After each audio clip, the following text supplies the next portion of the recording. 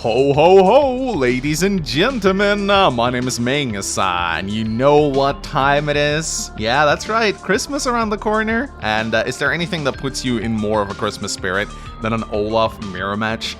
Now, full disclosure, I actually think the Olaf mirror match is one of the most annoying tier 2 matchups, but it does put you in the Christmas mood for sure with all the snow and whatnot.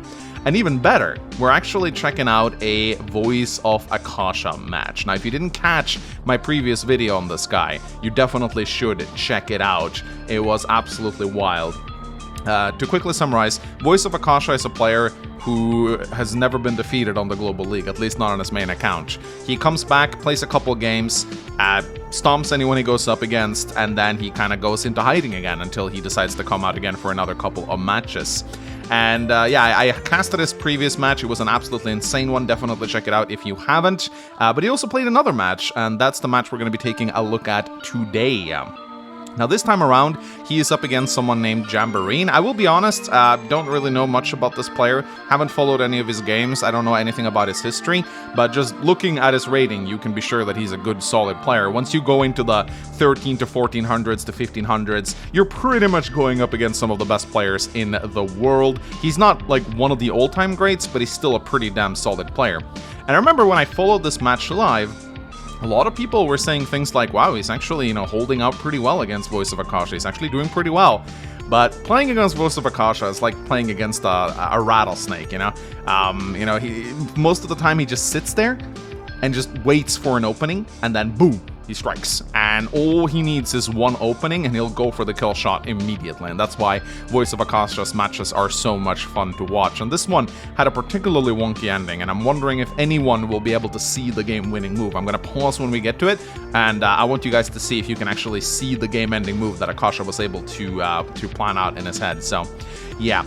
This is, as I said, it's an Olaf mirror matchup. I do apologize for all the mirror matches I've been hosting lately. I feel like I've been casting nothing but mirror matches.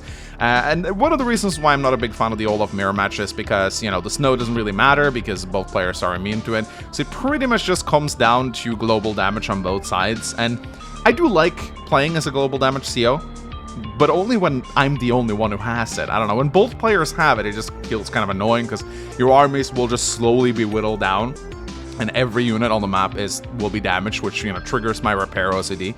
But still, I mean, it is a matchup, and even though it's not my favorite matchup, it's still going to be a very entertaining match since we're watching Voice of Akasha play, and that is always a treat. So this map right here has got a very weird name, Rhythmical Bustle. I haven't played a lot of games myself on this particular match. I believe it's still in the standard pool. It's a weird one. It has these like pipe seams, 4 pipe seams in the center, which can be broken up. And if you break them up, the map becomes a lot more open. But in my experience, this doesn't tend to happen a lot. Maybe both players tend to break open these two because it allows them direct access into the opponent's weak side. But these 2 pipe seams, I don't often see them get shot down. In fact, most of the time, the players will use them for their walls, and you'll actually see this happen later on. You got these mountains in the center here, which are also very good for walling purposes. You can place, like, infantry here, blacked up by artillery. Artillery pretty strong on this map, especially considering it's a standard map. You'll see a lot of artillery play right here. I will say that Rhythmical Bustle is a little more on the stally side than I prefer. Matches do tend to devolve into, like, stalemates with both armies on both sides. Not this one though, at least not in the sense that I was just talking about. You'll see what I mean. You even got more pipe seams right here, lots of pipe seams. You can break out this pipe seam to make sure your aircraft reinforces a little bit quicker, which, can be nice. So again, like with most of the Global League standard maps, Rhythmical Bustle has a weak side, strong side component.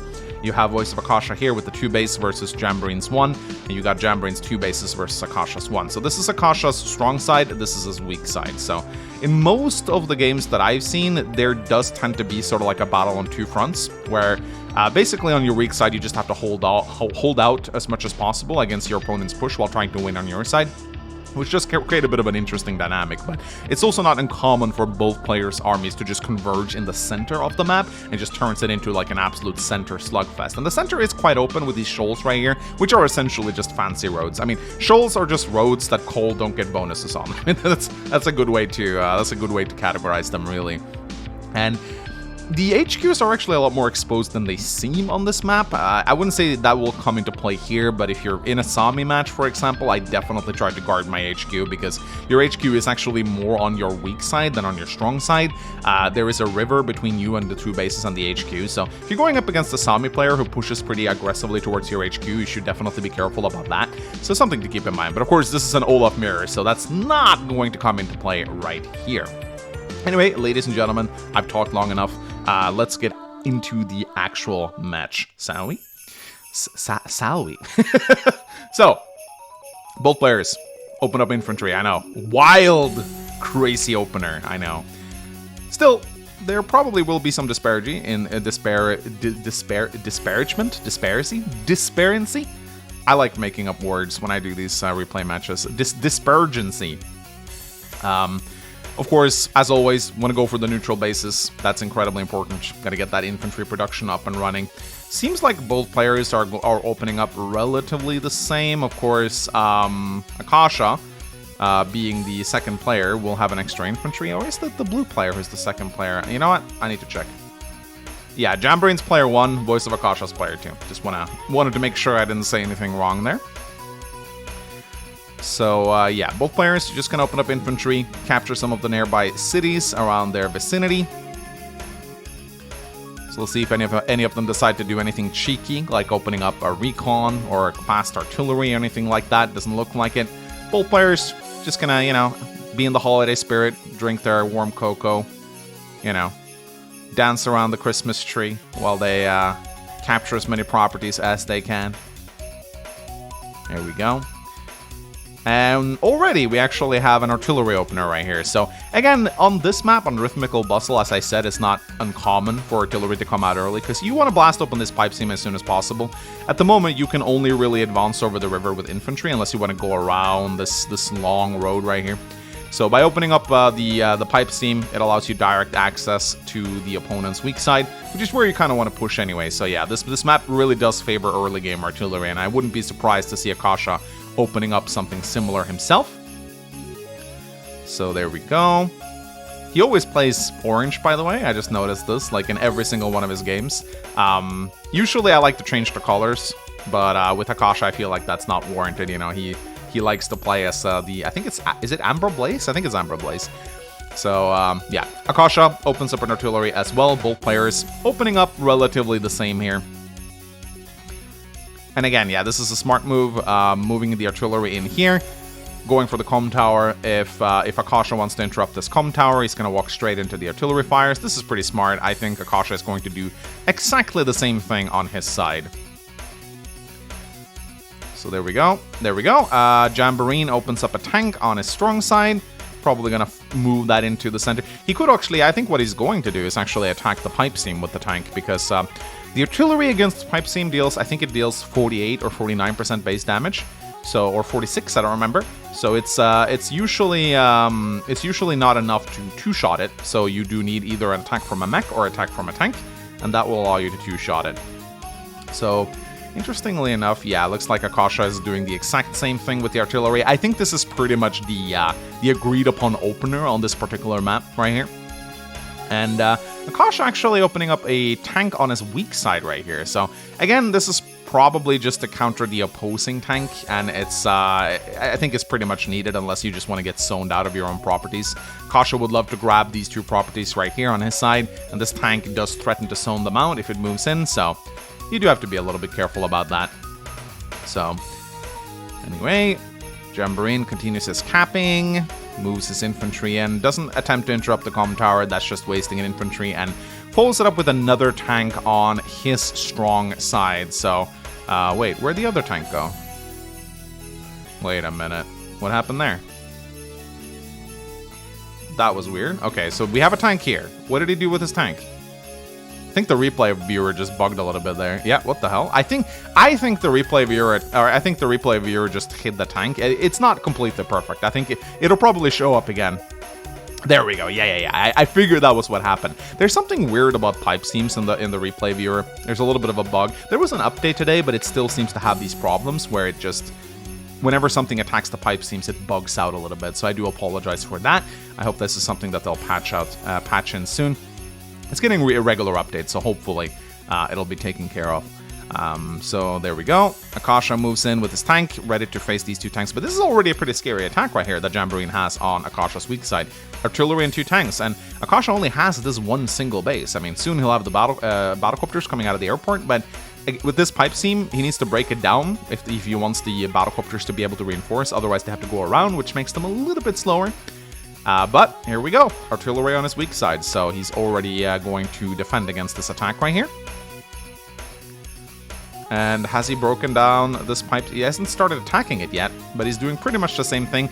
Now he's going artillery and tanks, so yeah.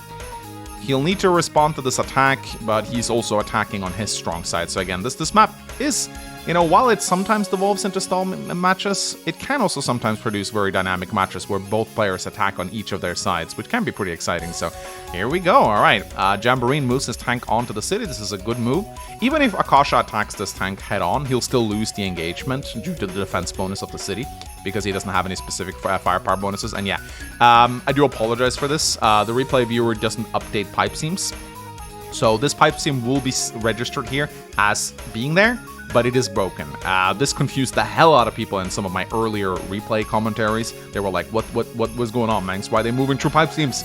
Again, the replay viewer doesn't seem to know what to do with pipe seams, it seems. I'm not entirely sure why, but that's just how it works.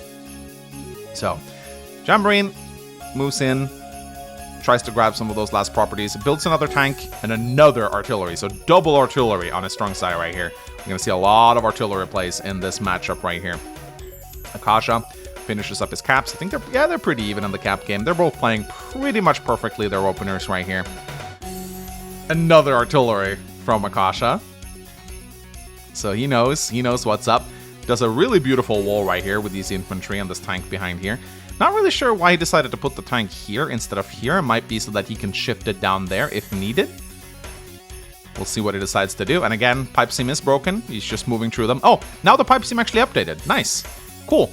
So it does update. It just takes a little while. That's nice to know. So yeah, Akasha moves in on the south side as well. Day 9 rolls in. So Jamboree, he's got 2 tanks here, but 2 artillery from Akasha. And one thing you can definitely be sure of is that he's going to position his artillery absolutely perfect. Akin to Inkugark, it's just not going to be any holes in his defenses. Those 2 artillery will be an absolute menace to pierce through. And also keep in mind that Olaf doesn't have any movement increases or any firepower increases. So, bar a Winter Fury, he's not great at wall breaking. Of course, once the Winter Fury comes in, he'll deal 2 HP of global damage. And then it's a little bit easier for him to wall break. But still, Olaf versus Olaf matchup, it's not a high firepower, high mobility matchup. So, but yeah, Jamboree actually goes for the double interrupt. Oh, sorry, I don't know why I thought that was a cap. But he goes for the interrupt right here, which I think is a pretty good move. Pulls back a little bit on his weak side though, and ooh, he is definitely moving in with the artillery as well. He's going for an attack here on Akasha's weak side, and this is a scary attack right here. I mean, 2 tanks and artillery position. You see how these mountains allows for artillery positioning. Air units have not yet entered the game here, so they're still in a very good spot. He moves in with a tank and well, another artillery. So both players have double artillery on each side here, and 2 tanks. So he is going hyper aggressive on Akasha in the early game right here. I don't know how well Jamboree knows Akasha as a player, but maybe he figures that, I should just attack him immediately, maybe try to rush him down before the game gets too complicated, at which point Akasha will have an advantage because he's just that damn smart. Akasha goes for the capture here. Interesting play. He can definitely place another infantry here to make it harder to interrupt, and that's actually not what he's doing. He's placing his infantry in the mountain to give it that extra defense. So Jamboree can certainly interrupt this, but he'll lose some infantry if he does, and I think Akasha recognizes that. Comes in with the artillery as well, beautifully positioned. He's probably going to take this property away from Jamboree, I'd say. Probably going to happen. Even attacks instead of capturing. Gets rid of the infantry, gets another really good engagement here. Moves in with his tank. And his artillery position, look at that. Now, of course, Jamboree can move in here with the tank and strike the artillery. Or is he? No. Akasha's gonna set up a proper wall. Look at that. Look at that beautiful wall, ladies and gentlemen. Look at that beautiful wall. No way Jamboree's gonna be able to push through here. Not with a 10% firepower increase at base. So that wall is pretty much unbreakable. So both players now capturing their airports, which is nice to see. Oh, Jamboree actually going in for the attack here. Oh, follows it up with a medium tank. All right, interesting. So I'm guessing he sees that, okay, can't really attack here. Too strong a wall, need more forces here first. So I'm just going to build a medium tank and pressure this side. But this is Akasha's strong side though, so you should be a little bit careful. Now, medium tank on weak side is not a bad strategy. That can sometimes be pretty nice because, of course, you are outnumbered on your weak side. So tanking up to strong units that can threaten all the tanks that are attacking you. You can't really match tanks 1-for-1 on your weak side because your opponent is going to outproduce you. So to instead focus on a high-tech unit like a medium tank can sometimes be a pretty good move on your weak side. But yeah, oh my god, he's just attacking. Does get a semi-free shot off on this infantry. We'll see how free it ends up being, depending on how well Akasha is going to count. Oh my goodness, no, he's going for it. He's going for it. Jamboree is going for it. He recognizes that if he just pushes hard right now, he might just be able to beat Akasha before the game can progress into the late game, and I think that is probably his plan. So, yeah, it's going to be interesting to see how Akasha responds to this. He is being pressured. Like, look at this. This is a scary attack right here. 2 artillery, 1, 2, 3, 4 tanks to Akasha's 2 tanks. He only has that 1 base. The airport's not even captured yet. Battlecopter's not going to come into play until another 3 turns or so. So this is a super scary attack. And yeah, if I was spectating anyone but Akasha here, I'd say that he was probably going to be on the ropes. Little surprised by how Jamboree is attacking into this artillery, but maybe he has a plan. We'll see. Oh my god, Akasha he doesn't want to let him get this property. He really doesn't want to. What a ballsy move right here. Moves the artillery back, tank in, and medium tank on weak side as well. So this pretty much shuts down Jamboree's attack. It's going to be very hard for him to move in. He'll need a neo tank or a medium tank on his side to fight this medium tank. Of course, he does have the artillery, but still, he can't really move in to attack anymore with this tank here. So excellent move by Akasha right here. So the airports are now captured. Ooh, Akasha picks up some free juicy infantry in the center here. That's gotta hurt. That's not great. And also starts capturing this property. And to my knowledge, there is not a single way that Jamboree can interrupt this. He can try and attack with the 2 HP infantry, but I think it's going to come down to a luck roll, whether or not he can reduce this infantry to 9. I think he's probably not very likely to do it. If my calcs are right in my head, I think he's like 2 to 8% damage he'll do or something. So it's gonna be very probably less than that actually, because of the low HP. The luck values will be reduced as well. So yeah, that is probably not going to happen because this is a full health infantry. So I don't think he has any chance of interrupting. Let's see if he tries to do it though. All right, so he still goes for the cap. He might get it. I don't know if Akasha's gonna be able to wrest this away from him, but he delayed it for a turn, which but yeah, looks like Jamboree he's moving forward. He's getting this one too. I don't think Akasha's going to be able to snatch this away from him. He walls up the infantry. He actually just kind of forgoes the attack on the base and moves his units down. Tries to grab this. Akasha cannot interrupt that, I think. No. He's going to lose that property, but both of them are capturing properties from the other. Jamboree actually a little bit ahead right now. So, but then again, if you watched the last match, you may remember that Akasha's opponent was actually ahead in the capture game as well for a while, until Akasha just crushed him. So, capture, like, income advantage, it doesn't really mean that much. I mean, it can mean something once it starts getting a little bit more into the late game, but in the early game, you shouldn't despair of having, like, 2 to 3k income less than your opponent.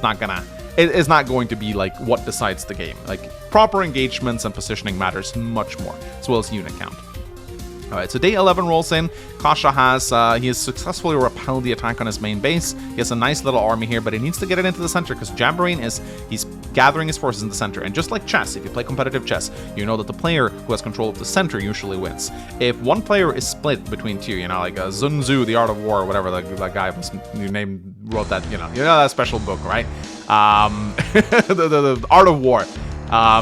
If you have your opponent, if you have your entire army centered here, then you can attack either side and split the opponent up and outnumber them. Even if you are outnumbered, you can still outnumber them. So having your army centered at the center of the map gives you a huge positional advantage. So you'd always want to try not to give your opponent too much map control in the center. We'll see what Akasha decides to do that. So he's eating up a lot of free infantry, Akasha is. So Jamboree's taking... Oh, Akasha's not having it. He's not having it. He's like, you're not getting map properties. He's just moving forward. Ballsy as he is. Places his artillery on the front line. Doesn't matter. He has another artillery guarding it. Damn. Gotta say, didn't expect him to interrupt that gap, but he did. He wants that income. Day 12. What's Jamborene's gonna do here? This is a scary attack. He has nothing in position to deal with his medium tank. No medium tank. Well, he has a medium tank of his own, but it's on the other side of the map, so what is he going to do? Is he just gonna take it? Yeah, no, he's just gonna stick around. Alright, goes in for the attack. Is he gonna try and strike the artillery? He doesn't have a follow-up, though. This could get a little scary. Now, of course, in an Olaf versus Olaf mirror matchup, the player who gets pummeled the hardest often gets their Winter Fury first, which can be pretty annoying. You think you're winning, you're smashing your opponent, and they get their Winter Fury before yours, and then they manage to counter-push. So, while this looks scary, I wouldn't count Jamborene out just yet, because if Akasha counterattacks, he's almost going to have his Winter Fury already, which means Jamborene's going to get his Winter Fury first, which is going to give him an advantage. So we'll see how that goes. But yeah, he's just going for it. Places his artillery here, good positioning. I think Akasha has some ways of breaking through this, but I don't think he will want to, per se, with these two artillery here. But Akasha doesn't really think like other players, so we'll see what he decides to do. Oh, no, he's just going for it. He's just going for it. Oh, yeah. Look at that beautiful attack. Boom, baby. You see that? He'll pierce through anything. Doesn't matter. He'll find a way. So that's a beautiful counterattack by Akasha. But again, look at Jamborene's power. He might actually get his Winter Fury next turn. And that would be pretty bad for Akasha, I think. So Akasha opens up, or he follows it up with a tank on his weak side. So again, and just positioning himself on his weak side really well. He's actually probably going to get this property as well. And at that point, you want to start to be a little bit careful, because when your opponent, if you have around 23 to 24k income and your opponent has like 20k, that means that your opponent can build Neotanks and you cannot, unless you base skip or combine units. And that can be very scary, because against Neotanks, unless you want to build bombers, you only really can build Neotanks. Medium tanks are not a great counter to Neotanks. So let's see what happens. Day 13 rolls in. Jamborene got hit pretty hard by Akasha here. Will he attempt to counter push? Yeah, he's what? Oh, he wants the Winter Fury. He's sacking his anti-air to get the Winter Fury. That's a good play. I think it's a good play. Yeah, there we go. Boom, boom, boom, boom, boom, boom, boom, boom, boom, boom, boom, boom, boom, boom. So much value eaten up right there. And now it really feels like Christmas, ladies and gentlemen. Don't you agree? So I'd say, he sacked an anti-air, but ooh, got an artillery as well. So a pretty good attack by Jamborene. Yeah, this is about the time I remember when people who were spectating this game was like, wow, Jamborene might actually have Akasha on the ropes right here. He's got a really good superpower. Like, this could get pretty scary if Akasha doesn't counter this properly, because look at this. Look at how his positioning is right now. Sure, he has the medium tank, but Jamborene is moving his medium tank up to attack right here. So, and Akasha's army, the rest of his army is kind of like isolated in the corner right here, not really having much to do. And because all of his infantry are damaged, he's not really going to be able to capture these properties as fast as he would like. And Jamborene is like front switching everything up to Akasha's weak side right here. So this looks like a devastating attack. Let's see if Akasha's going to be able to deal with this in any meaningful way. So, I do like the recon here. It's actually pretty cute because there's so many infantry here. So why not build a recon? Battlecopters are coming into play now as well. Olaf, battlecopters, really strong. Or it's not that Olaf's battlecopters are strong per se, but the fact that he can, I guess in an Olaf mirror match is not as consequential, but Olaf's blizzard or snow and global damage really hampers the enemy air force. But Akasha pops his Winter Fury, equalizes the playing field. Let's see if he's actually able to do anything meaningful in terms of counterattacking. Takes out a couple units. Attacks with the tank before the artillery. That's an interesting choice. But that medium tank is sitting very comfortably. It's at 6 HP, but it still does its job well as a wall. Normal tanks will not be able to break through that. And Jamborene's tank is still not in position. Akasha join caps. Interesting maneuver. Quite an interesting maneuver, and then he just fortifies his position as much as possible with artillery and tanks. And he's definitely going to get this... I think he joined cap because he recognizes that Jamborene has an interrupt possibility here with the recon and the infantry. So I think that was pretty smart. He definitely wants to try and get that. Jamborene's still a little bit ahead in income, but Voice of Akasha will be able to equalize that soon enough. So day 14 rolls in, and I'd say Akasha has successfully defended pretty well against this push right here. But let's see what Jamboree decides to do here. Yeah, no, he's pulling back. He needs to lick his wounds. That global damage just makes it so hard to push in. Builds a Neo Tank, though. This is pretty important. Akasha does have 20k income and 3k in the bank, so he can build a Neo Tank himself. But once that Neo Tank comes onto the field, it's important. And also, one thing that I think is incredibly cool is that the Neo Tank didn't come in until... It didn't come in until after the first Winter Fury. So that means it's healthy, doesn't need to be damaged, won't be damaged, I should rather say.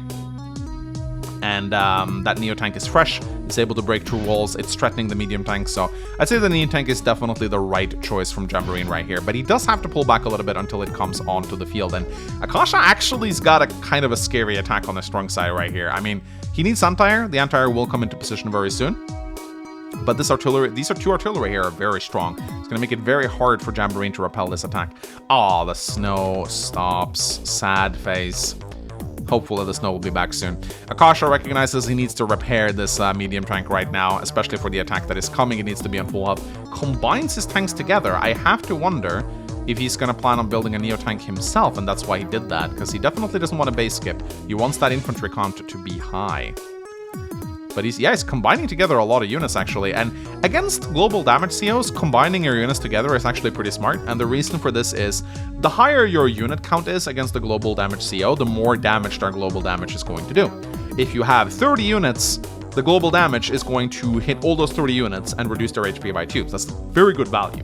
If you join some of your weakened units together and reduce your unit count, you also lessen the effectiveness of your opponent's global damage. So that is probably why Akasha is joining together weakened units here, so that following Winter Furies will be a little bit less effective. Of course, you don't want to do this too much because unit count is still a valuable resource. But yeah, just as I thought, he's following it up with a Neo Tank of his own. It's on the other side though, not on his weak side. That's an interesting decision by Akasha. Alright, Jamboree. Right now, they're still relatively even, like Akasha slightly ahead, 10k ahead in value, which isn't that huge a deal. They're relatively even in income. Akasha does have a unit lead value, though, which is a big deal, but still, I mean, it's day 15. This is usually about the time where Voice of Akasha wins his matches, and Jamboree's still hanging in there, so, you know, props to him. He's lasted a lot longer than most players going up against Akasha. Now, of course, it is a stally match in an Olaf versus Olaf, but still, it's rather impressive. A lot of people were really impressed when they were watching this match, I remember. But let's see what happens. All it takes is one mistake for Voice of Akasha to win. And let's see if any mistakes are going to be made anytime soon. So, Akasha pushes in. Now you can see both of the armies are kind of congregating in the middle here. He's moving his units up. It's about to turn into and just look at this wall right here. Look at this absolute wall right here that he's like pulling off right here. These artillery, like he's gift wrapping these artillery like the most fragile gift that you give to your grandmother, you know? That very expensive vase, you know? You want to wrap that in properly. That's how Akasha gift wraps his artillery. They are so safe and tucked away in their winter blankets right here. Nothing is going to harm them. And man, that is a beautiful wall right there. All right. So day 16 rolls in, and Jamboree's like, Akasha sure is putting a lot of his units down in the south. Maybe I should attempt to go for an attack in the north. I mean, there's just 2 artillery here. How dangerous can those 2 artillery be? They can't really do much. The Neo Tank is so fast anyway. Yeah, it's a battlecopter here, but I have an Antire. I'm not scared. So yeah, this Neo Tank can probably wreak havoc in this base right here. It's not like Akasha is going to be able to afford anything like to deal with it. So yeah, might as well move in here. But little did he know that he has made a huge mistake, and Akasha has spotted that mistake. And this is going to be pretty devastating for Mr. Tambourine right here. And now, as day 16 rolls in for Akasha, this is where I want you guys to really look at this battlefield right here. I want you guys to really analyze this battlefield. Don't cheat. Don't cheat. If you watch don't pretend don't watch the video and then be like, oh, I saw it. Oh, I'm good. I want you to really look at this map right here, and I want you to can you spot the game ending move right here? Can you spot the game ending move? Because Akasha sure did. It's not very apparent. Like, I wasn't able to see it when I was spectating this match. I didn't see this coming at all. I was like, oh, that's a good move. That's a good move that Jambrain did right here. But unknowingly, he has walked into the Lion's Maw. He's walked right into the ambush. Did you see it yet? You can pause the video if you wanna study this position a little bit more closely. So the trap comes in the form of the maybe least expected units. First, Akasha moves in, captures the property. Okay, it's a little weird, but sure, you know, like he wants to distract Jambrain a little bit. But then comes the kill shot, ladies and gentlemen. Artillery trap. What the hell? What's going on? Artillery trap? Really? But what? The Neo tank destroys the artillery, surely. So how is this effective? Oh, it's another trap. Akasha is now gift wrapping the enemy units. Moves in with the artillery for the kill, and then he creates a perfect wall so that the Neo tank cannot escape. The Battlecopter moves in, the medium tank, the Neo tank, the anti-air.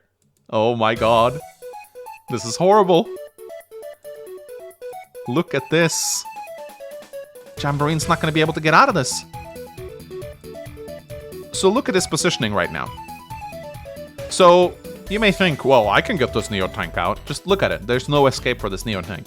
If this Neo tank shoots down the artillery, which it can do and one-shot it, it is stuck here. And next turn, Akasha shoots it with the artillery, moves in with the Neo tank, kills it. And being down a Neo tank against Akasha, that's not gonna fly. Now, what else can you do? Try to wall break? Well, how are you gonna do that? Anti-air can't kill the artillery. Anti-air infantry can't kill the artillery. Battlecopter plus anti-air cannot kill the artillery. You can't do it. You gotta get past this unit first. And Olaf cannot two-shot infantry on cities because he only has a 10% firepower increase. There's a small luck roll maybe, but he's not gonna be able to do it. So what is he gonna do? He cannot kill the artillery with anything but the Neo tank. It's impossible. Can't break through here. Artillery cannot one-shot. I don't think all of artillery can one-shot infantry and forests. Not without a power at any rate. So what is he gonna do? This Neo tank is trapped. It's the Christmas trap from Voice of Akasha right here. And knowing this, Jambrain just resigns immediately. So that was a deadly artillery trap. Never quite seen a game end like this. I know some of you might think that Jambrain is resigning prematurely against Akasha right here, but when you're up against one of the best players in the world and you make a mistake like this that costs you a Neo tank, there's pretty much no point in playing further. Akasha's not going to make mistakes. So being down against Akasha is just like, you're going to lose. At that point, you're just wasting his time. It's kind of like when you play chess and you lose like a knight or a bishop. I mean, hell, losing a pawn in a high-level game of chess is like a game-ending move, right? So, yeah, that's another Voice of Akasha classic, as far as I'm concerned, and he continues his win streak. He now has 26 wins, and I also believe, if I'm not completely mistaken, he just signed up for a tournament. I think he signed up for the Discord Cup. So we're gonna see some more Voice of Akasha games very soon in a tournament setting. I'd be very surprised if he doesn't win the whole tournament. But one thing that does excite me a lot about this upcoming tournament, which I will be casting, is that he will probably go up against some of the really great players this time around. And again, no shade on Jambrain. He's a strong player, but man, give me a Voice of Akasha versus Go 7 or Inkugark or Toulouse or Deadefs or Deeges. Like, give me one of the greats against Voice of Akasha. I want to see how he matches up against them. It'd be so much fun. Anyway, ladies and gentlemen, thank you so much for watching. Hope you guys enjoyed it. Hope this video put you in the Christmas mood. And I will see you guys next time. Bye-bye.